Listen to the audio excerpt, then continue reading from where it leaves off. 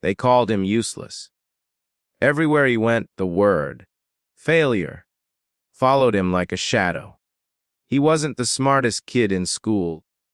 He wasn't the strongest on the field, and he definitely wasn't the most confident in life. His name was Daniel, and for most people, he was the example of what not to become. From the very beginning, Daniel struggled. In school, he would stare at his books for hours, but the words just refused to make sense. His classmates laughed at him when he stumbled over simple questions. Teachers shook their heads and gave up. On the playground, when teams were picked, Daniel was always the last choice, sometimes not even chosen at all. "Why do you even try, Daniel?" they would mock. And slowly, the label of failure began to carve itself into his soul. One evening, after yet another failed exam, Daniel sat in his room. His papers lay scattered across the floor, red marks all over them. His chest felt heavy, tears burned his eyes. He whispered to himself, "Maybe I'm just not meant for anything. Maybe I'll always be like this." But then, through the silence, he remembered a voice. His mother's voice, soft but firm, from years ago. "Daniel, remember this. Falling doesn't make you a failure. Staying down does. You must get up again, no matter how many times you fall." Those words replayed in his mind like a broken record. Something inside him stirred that night. He clenched his fists and said, "No, I won't quit.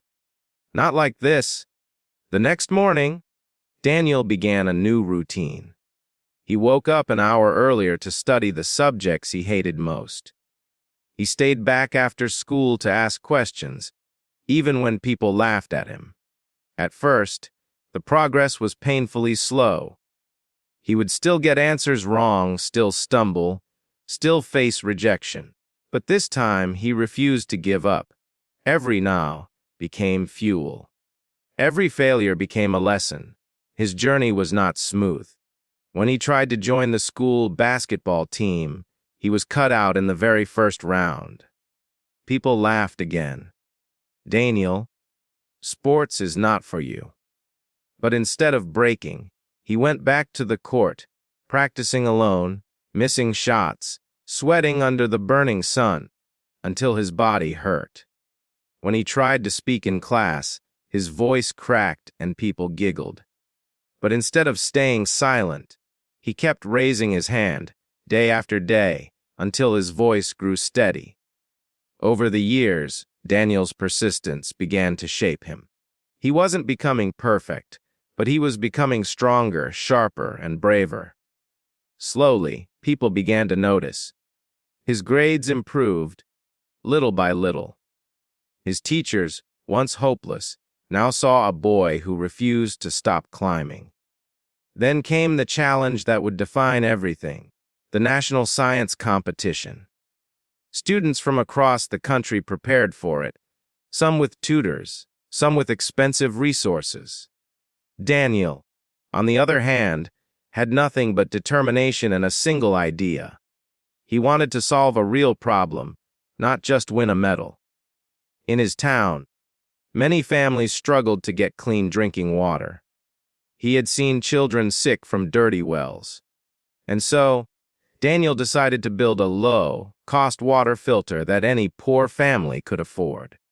For months, he worked tirelessly. He collected scraps, read borrowed books, watched videos in internet cafes. His hands were cut from wires and glass, his eyes heavy from sleepless nights. Many times, his experiments failed. Water leaked, filters broke, results didn't match. Friends told him to quit, teachers warned him it was impossible. But Daniel kept hearing his mother's words in his mind. "Falling doesn't make you a failure.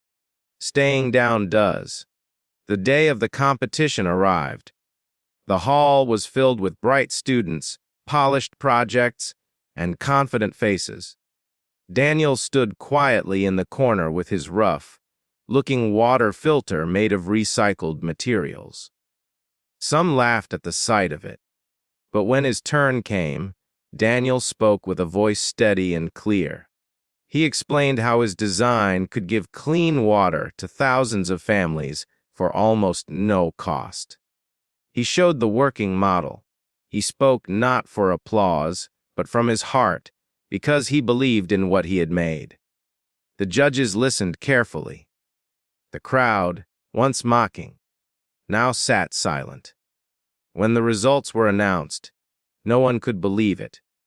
The boy they once called a failure was announced as the winner. Daniel had beaten students from the best schools, with the most resources, simply because he never gave up.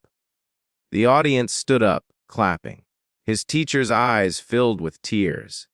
His classmates, who once laughed, now looked at him with respect.